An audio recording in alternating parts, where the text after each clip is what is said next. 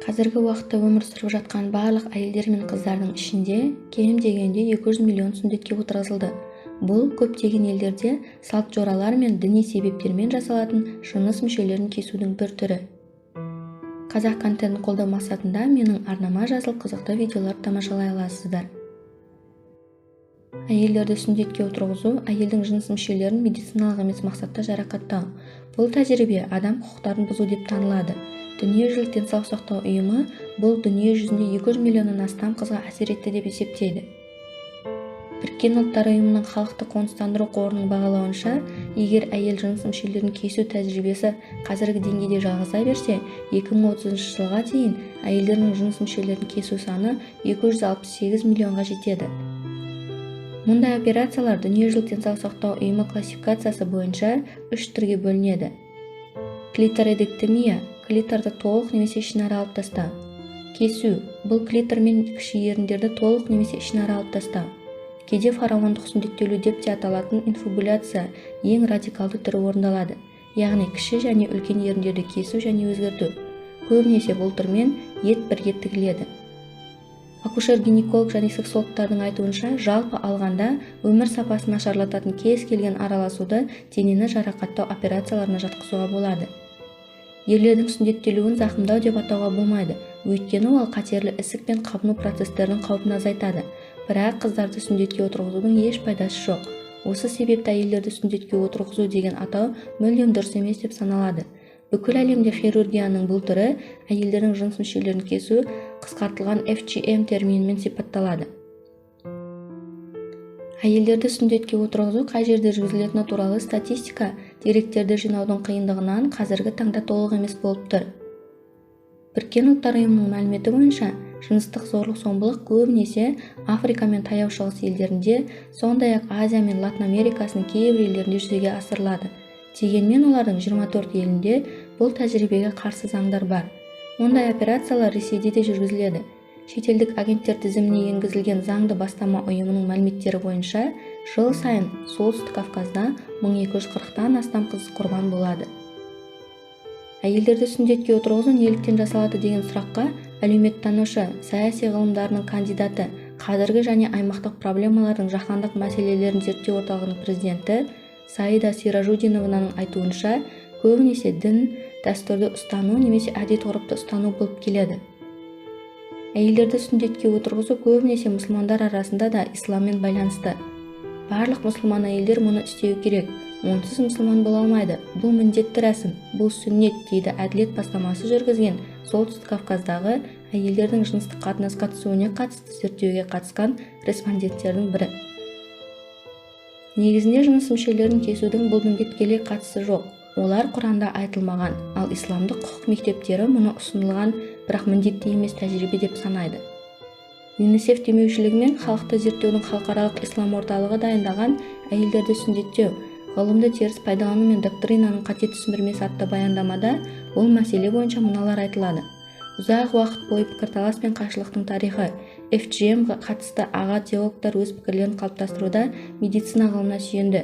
Сондықтан медицина ғылымында осындай операциялардың пайдасы туралы пікір басым болған кезде мұсылман фақихтары оларды макрама, яғни ізгі-амал деп жариялаған.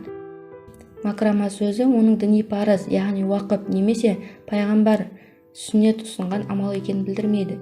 Керісінше, бұл әр уақытта адамдардың білімі мен түсінігі әсер ететін әдет сияқты нәрсе. Кейде дәстүрдің бір бөлігі ретінде қыздарды сүндеттейді. Шынында, бірқатар мәдениеттерде мұндай араласулар ересек өмірге өту рәсімінің бөлігі болып табылады. Ал мұндай тәжірибені өтпегендер дені сау емес және лайықты емес болып саналады. FGM сонымен қатар әйелді және оның сексуалдылығын бақылаудың бір түрі болып табылады.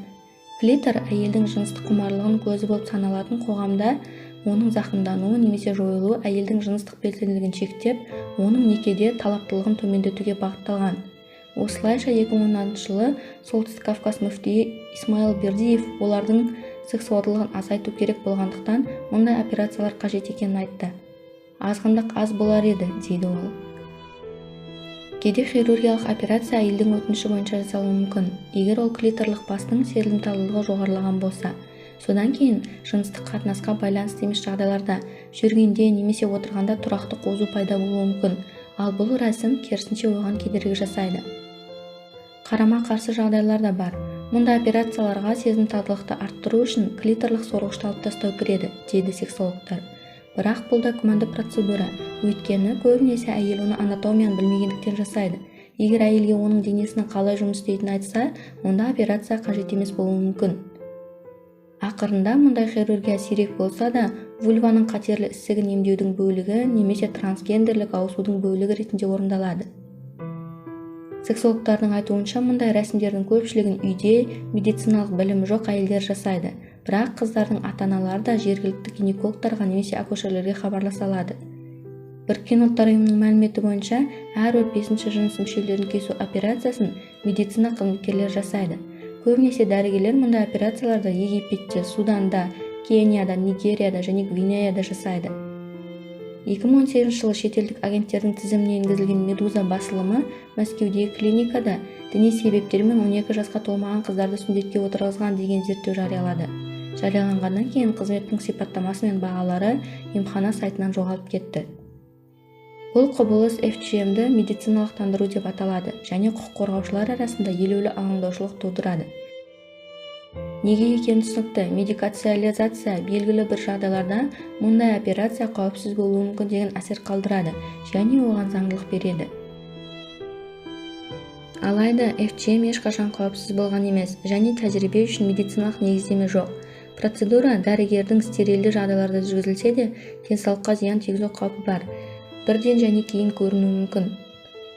Барлық жағдайларда FGM денсаулық құқығын, зорлық-зомбылықтан бостандық құқығын, өмір сүру құқығын және физикалық қол сұғылмаушылықты, кемсітушілікке жол бермеу құқығын және қатыгез, адамгершілікке жатпайтын немесе ар-намысты қорлайтын қарым-қатынастан босату құқығын бұзады. Жыныс мүшелерінің зақымдануы физикалық және психикалық денсаулыққа көптеген жағымсыз салдарға келеді. Біріншіден, операцияның өзі әсіресе антисанитариялық жағдайда және анестезиясыз жасалса, ауыр соққыға және инфекцияға келуі мүмкін. Бұқаралық ақпарат құралдары мұндай операциялардың құрбандары туралы үнемі хабарлайды. 2021 жылы 13 жастағы сомалилік әйел, 2020 жылы 12 жастағы мысырлық қыз, 2018 жылы Сьерра-Леоненің 10 жасар тұрғыны қайтыс болған және бұл тек жария болған жағдайлар. Жария болмаған қанша жағдайлар болуы мүмкін. Екіншіден, операцияның нәтижесінде жамбас мүшелерінің қалыпты жұмысы бұзылуы мүмкін. Цикатриальды деформация және кесілген жерде тұрақты ауырсыну дамуы мүмкін. Инфибуляциядан аман қалған сомалилік әйел операциядан кейін дәретханаға баруға тырысудың қандай болатынын сипаттайды. Сіз физиологияңыздың өзгергенін бірінші рет зәр шығару кезінде байқайсыз. Бұл сезім тұзбен немесе ащы бұрышпен сүртілген ашық жара секілді. Несеп тамшылап шығады, ал келесі тамшылар әрбір алдыңғыдан қиынырақ шығады. Бұл 4-5 минутта алады және осы 4-5 минут ішінде қатты ауырады. Ақырында клитордың зақымдануы сезімталдық пен оргазм мүмкіндігін жоғалтуға әкеледі. Бұл әйелдің өмір сүру сапасын айтарлықтай төмендетеді. Бұл дене жарақатының жалғыз ұзақ мерзімді салдары емес. Мұндай салдар өте әртүрлі болуы мүмкін. Өзін ұнатпау, қол тигізу қорқынышы және жарақаттан кейінгі синдромнан психосоматикалық және гинекологиялық ауруларға дейін баруы мүмкін. Әйел жыныс мүшелерін кесу тақырыбы ұзақ уақыт бойы тыйым салынған, өйткені ол қыздардың жеке интимдік өмірімен байланысты. Тіпті зардап шеккендердің өзі бұл туралы айтпайды. Бұл статистиканы құрастыруды және барлық қажетті көмекті көрсетуді қиындатады. Сексуалдық және репродуктивті денсаулық туралы білім төмен болып қала беретін және осы тақырыптардағы әңгімелерге тыйым салынған, ұят, лас және әдепсіз деген қоғамдардағы жағдай одан да нашар. Дегенмен құқық қорғау ұйымдары мен үкіметтер бұл тәжірибемен күресуде. 2012 жылы Біріккен ұлттар ұйымының бас ассамблеясы әйелдердің жыныстық қатынасқа қарсы резолюциясын қабылдайды. Оларға қарсы заңдар Африканың 20-дан астам елінде және Ұлыбританияда, Австралияда, Колумбияда, Италияда, Португалияда және ақш-та әзірленген. Ресейде бұл тәжірибемен ешқандай күрес жүргізбейді. Бұл жағдай еленбейді, не жергілікті дәстүрлердің бір бөлігі болып саналады. Оған ешкім араласқысы келмейді. Қоғам бұл тәжірибені не қолдайды, не жай ғана ол туралы білмейді. Жалпы алғанда оларды түсінуге болады. Ондай нәрселер туралы ойлау өте жағымды емес, әсіресе бұл оларға қатысты емес болса. Бірақ бұған ашуланып, теріс сөйлейтіндер де бар. Адам құқықтары жөніндегі Еуропалық сот алғаш рет Ресейден әйелдерді сүндетке отырғызу ісіне қатысты шағымды тіркеді. Бұл оқиға Ингушетияда 2019 жылы қызды анасына ескертпестен жыныс мүшелерін кесуге мәжбүрлеген кезде болған. Үйге келе жатқанда баладан қан кете бастаған. Енді ота жасаған балалар гинекологы Изана Налгиева 4 айға дейін қамауға алынды. 40 мың рубльге дейін айыппұл салынды, немесе 1 жылға дейін түзету жұмыстарына тартылды. 2009 жылы осы рәсім жайлы «Цветок пустыни» фильмі жарық көрді. Бұл фильм Сомалиден келген қарапайым көшпелі қыз Варис Диридің оқиғасы жайлы. 13 жасында ол отбасынан қашып, Могадошоға жол тартады. Содан кейін Лондонға келеді. Бірнеше жылдан кейін ол әлемдегі ең танымал модельдердің бірі болады. Варис бірінші қара топ модель емес еді, бірақ ол әйелдерді сүндетке отырғызу тәжірибесін көпшілік алдында айыптаған алғашқы әйел болды. Біріккен ұлттар ұйымының арнайы елшісі болып тағайындалды және FGM күресу қорын құрды. Осы видео ұнаса лайк басып және арнама жазылып мені қолдасаңыз алғысым шексіз қадірменді көрермен. Менің арнамнан алда осындай қызықты және таңғаларлық видеороликтер тамашалайсыздар. Сіздермен болған Арай Факт арнасы.